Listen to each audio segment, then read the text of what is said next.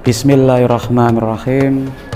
Assalamualaikum warahmatullahi wabarakatuh. Alhamdulillahirabbil alamin. Wassalatu wassalamu ala asyrafil anbiya'i wal mursalin wa ala alihi wa sahbihi ajmain. Amma ba'du. Qala Allah Ta'ala fil Qur'anil Karim, a'udzu billahi minasyaitonir rajim.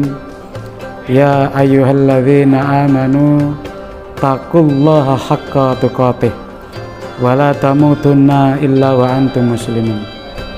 Wa qala Rasulullah sallallahu alaihi wasallam, ittaqillaha haitsu ma kunta wa atbi sayyatal hasanata tamhuha wa khaliqin nas bi khuluqin hasanin. Shadaqallahul azim wa shadaqar rasulul karim wa nahnu ala dzalika minasyahidin wasyakirin. Ma'asyiral hadirin, para pemirsa yang dirahmati Allah Subhanahu wa taala. Alhamdulillah, pada hari ini kita masih diberikan kesempatan oleh Allah Subhanahu wa taala untuk senantiasa mengisi Ramadan kita dengan berbagai macam amal soleh. Ini semuanya berkat karunia dan berkat taufik dari Allah Subhanahu wa taala. Mudah-mudahan karunia ini tetap melekat pada diri kita sampai kita kemudian nanti dijemput oleh malaikatul maut dalam keadaan husnul khotimah. Amin Allahumma amin. Selanjutnya, selawat dan salam mudah-mudahan tetap tercurah limpahkan kepada junjungan kita sang pembawa mau'izah, Nabi besar Muhammad sallallahu alaihi wasallam, warga beliau termasuk juga para sahabat beliau radhiyallahu anhum yang telah berjuang bersama-sama beliau sehingga Islam bisa tegak sebagai agama rahmatan lil alamin. Hadirin rahimani aw rahimakumullah. Sebagaimana kita telah ketahui, Allah telah berfirman dalam surat Al-Baqarah ayat 183 yang berbunyi, a'udzu billahi minasyaitonir rajim. Ya ayyuhalladzina amanu kutiba alaikumussyam kama kutiba alal ladzina min qablikum la'allakum tattaqun. Ya ayyuhalladzina amanu, wahai orang-orang yang beriman.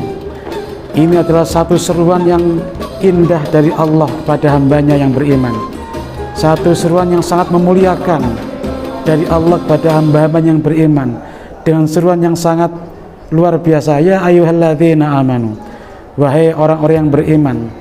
Kutiba alaikumussyam, diwajibkan bagi kalian semua untuk berpuasa. Asyam berasal dari kata al-imsak. Kalau orang Jawa bilang ngempet, nahan. Dari al-imsak itu bisa menahan, tidak hanya menahan dari lapar dan dahaga, tapi bagaimana kemudian orang-orang yang beriman disuruh oleh Allah untuk berpuasa, untuk bisa menahan dirinya dari perbuatan-perbuatan yang bisa membatalkan pahala puasa, supaya dia bisa menahan dirinya untuk mengekang dirinya dari nafsu-nafsu yang jelek.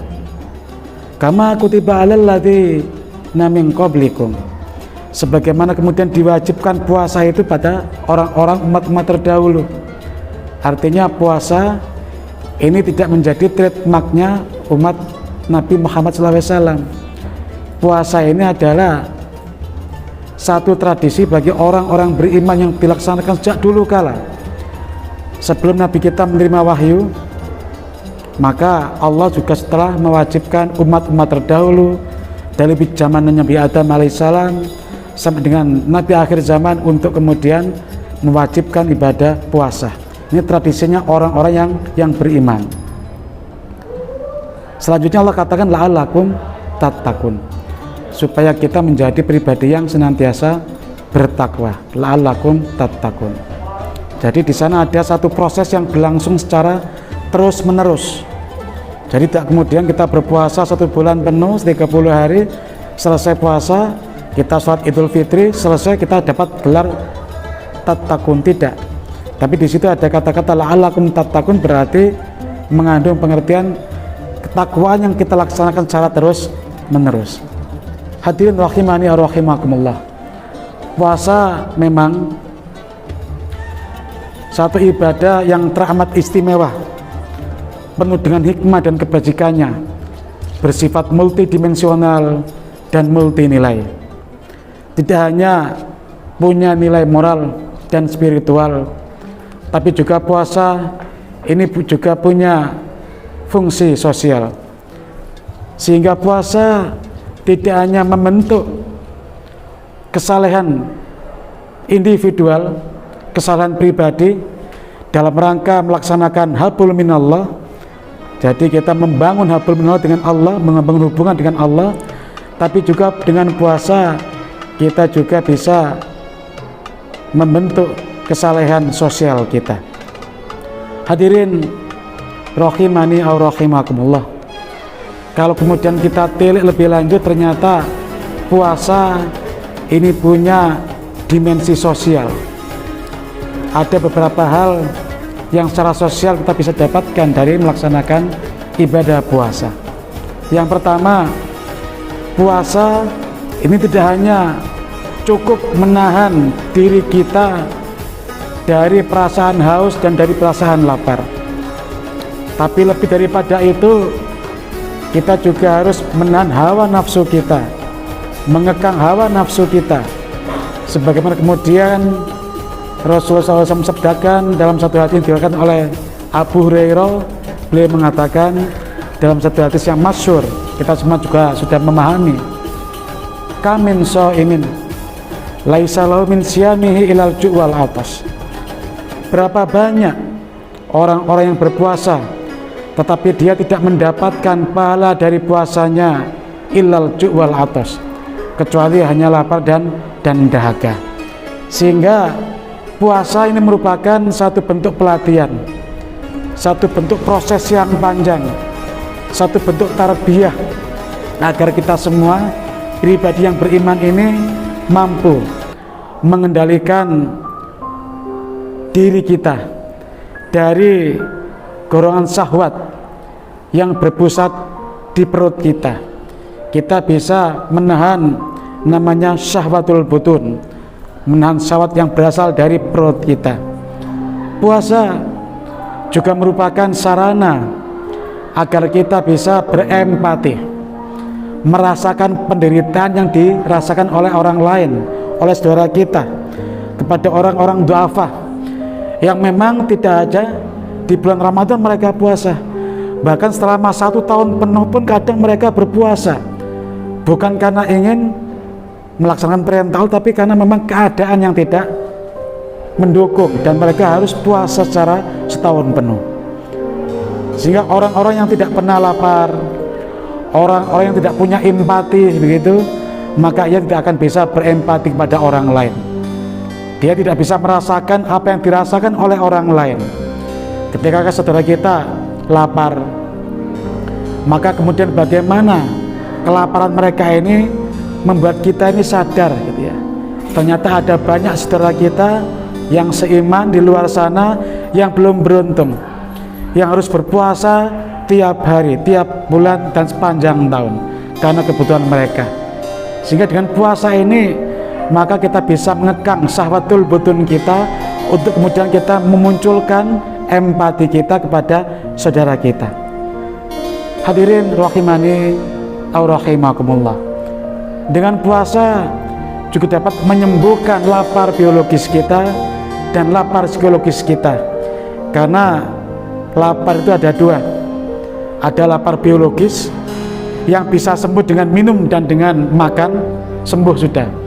Dan ada yang namanya lapar psikologis, haus tentang kekuasaan, haus dengan jabatan, haus dengan kekayaan, haus dengan hormat, haus dengan pujian, dan kita merasa paling, kita terjangkit secara psikologis dengan penyakit superiority kompleks, merasa paling pinter, paling hebat, paling berilmu, paling alim dan lain sebagainya. Dan dengan berpuasa maka insyaallah kelaparan kita secara biologis dan kelaparan kita secara psikologis ini bisa dapat hilang dan sembuh, sehingga kita terbebas dari penyakit vested interest, kita terbebas dari penyakit kepentingan kita, dan pada akhirnya nanti kita akan bisa sadar dan peduli dengan kepentingan orang lain, sehingga disitulah kemudian terbentuk yang namanya kesalehan sosial. Yang kedua, hadirin yang dimiliki Allah Subhanahu wa taala, dimensi sosial daripada puasa.